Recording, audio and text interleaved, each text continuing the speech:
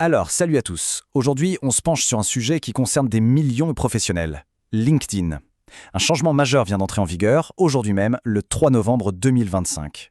La plateforme a activé sa toute nouvelle politique sur l'intelligence artificielle. Mais concrètement, qu'est-ce que ça change pour nos données personnelles? C'est ce qu'on va décortiquer ensemble. La question est posée et elle est directe. Est-ce que les informations qu'on partage pour construire sa carrière sont maintenant utilisées pour entraîner des intelligences artificielles? La réponse sans détour est oui. Et on va voir précisément comment ça fonctionne.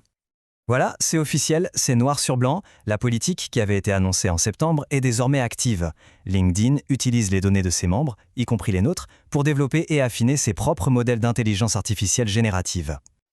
Ok, première grande question, de quelles données parle-t-on au juste? Parce que, heureusement, LinkedIn ne prend pas tout. Il est donc crucial de bien comprendre ce qui est partagé et ce qui, au contraire, est censé rester privé. Alors, regardons ça de plus près. Que collecte LinkedIn? Ce tableau le résume bien.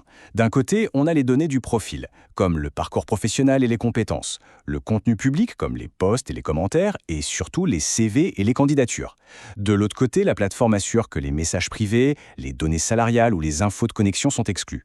À noter aussi que les données des membres de moins de 18 ans ne sont pas concernées. Mais en résumé, c'est quand même tout le cœur de notre vie professionnelle qui est mis à contribution. Attention, cette politique n'est pas appliquée partout dans le monde. C'est important de savoir si on est concerné. Si vous habitez dans l'Union européenne, l'espace économique européen, en Suisse, au Canada, au Royaume-Uni ou à Hong Kong, alors oui, vous êtes directement concerné. Bon, maintenant qu'on sait quelles données sont sur la table, la question logique c'est pourquoi? Et surtout, qui va les utiliser? On va essayer de suivre la piste pour voir où nos infos finissent. Et là, c'est intéressant. Nos données, elles ne restent pas sagement chez LinkedIn. Elles sont partagées avec deux autres gros joueurs, sa maison mère Microsoft et les affiliés de Microsoft.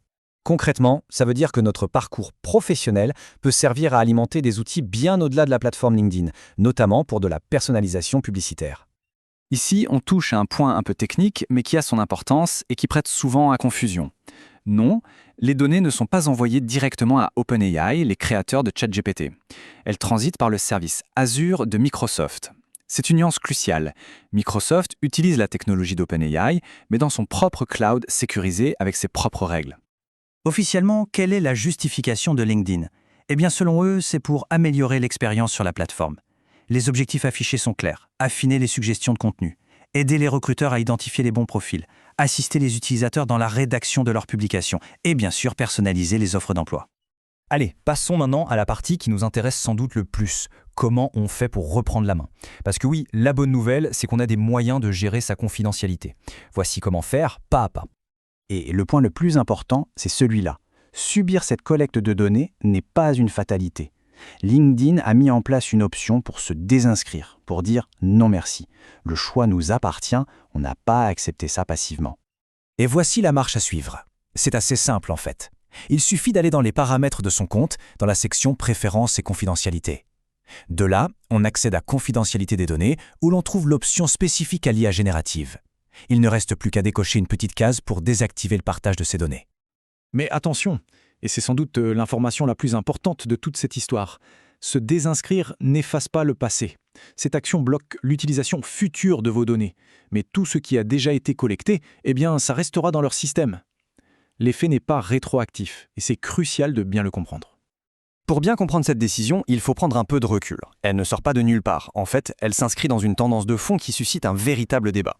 Comment LinkedIn peut faire ça sans demander une autorisation explicite? La société s'appuie sur un concept juridique du RGPD qui s'appelle l'intérêt légitime. Pour faire simple, ça lui permet de traiter des données si c'est jugé nécessaire pour son activité et que ça ne nuit pas de manière excessive aux droits des utilisateurs. C'est ce qui justifie une collecte activée par défaut.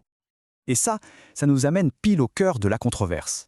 Le choix entre un système opt-in, où il faut donner son consentement actif pour participer, et un système opt-out, comme celui de LinkedIn, où le consentement est présumé et où il faut activement se manifester pour refuser. Cette approche par opt-out soulève plusieurs critiques. D'abord, un consentement qui est implicite et non explicitement demandé. Ensuite, une communication que beaucoup jugent insuffisante. Il y a aussi un risque majeur que l'IA, en s'entraînant sur les profils existants, ne fasse qu'amplifier les biais déjà présents sur le marché du travail. Et enfin, comme on l'a vu, cette impossibilité d'effacer les données qui ont déjà été exploitées. Et cette chronologie le montre bien. LinkedIn n'est pas un cas isolé.